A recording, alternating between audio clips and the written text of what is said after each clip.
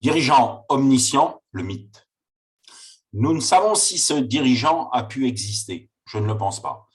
À chaque grand dirigeant de l'histoire, il existe une équipe d'experts, de conseils, de soutien, voire de simples écoutes. Nous ne pouvons être experts en technique, en commerce, en système d'information, en management, en marketing, en communication, en finance, que sais-je. Nous ne pouvons donc être omniscients. Le dirigeant omniscient ne peut exister. Le dirigeant doit être omnidécision. Dans les faits, nous, dirigeants, devons en permanence être sur tous ces thèmes. Nous ne sommes pas experts sur chacun d'entre eux. Ce que nous pouvons faire, c'est constituer l'expertise de confiance autour de nous. Pour chaque thème, nous avons déjà sélectionné nos experts, nos codires, chacun des responsables des différents services, chaque manager des différents sites de nos différentes filiales. La démarche est de construire plutôt, voire d'instruire pour décider. Nous avons les experts qui instruisent et décident dans l'exclusivité de leurs expertises.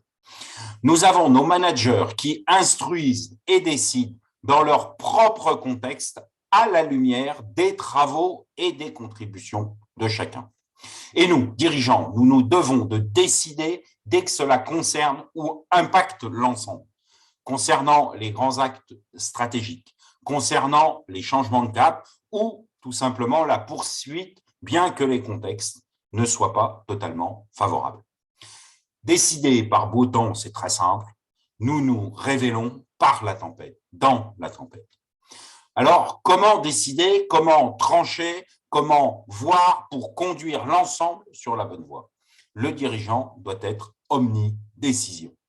Pour décider, il faut connaître le contexte, connaître les intervenants, connaître les routes accessibles en fonction des deux premiers points. Et ainsi, nous pourrons annoncer l'option choisie.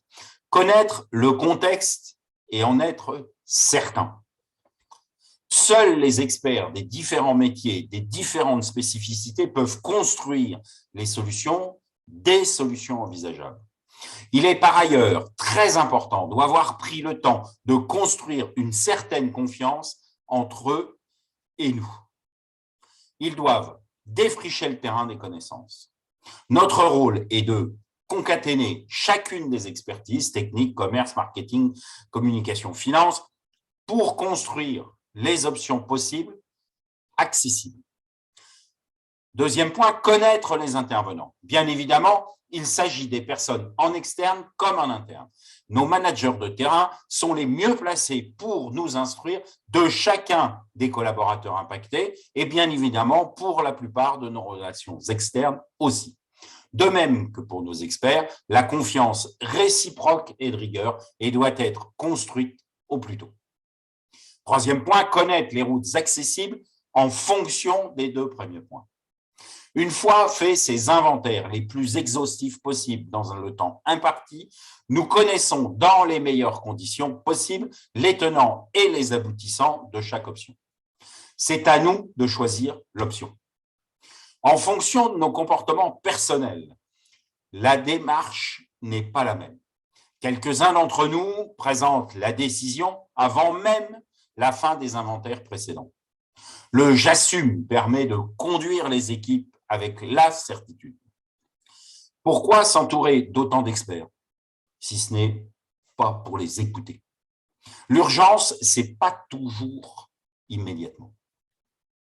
Certains construisent leurs décisions sur la certitude des acquis. Le « je persévère » confirme les choix précédents et rassure le plus grand nombre. Poursuivre la même route est-il toujours la meilleure pratique? Préserver ne permet pas toujours de construire des résultats différents.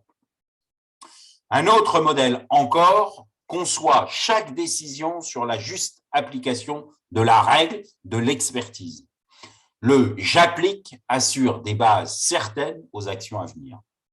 La règle d'hier est-elle celle du monde de demain ou d'après-demain?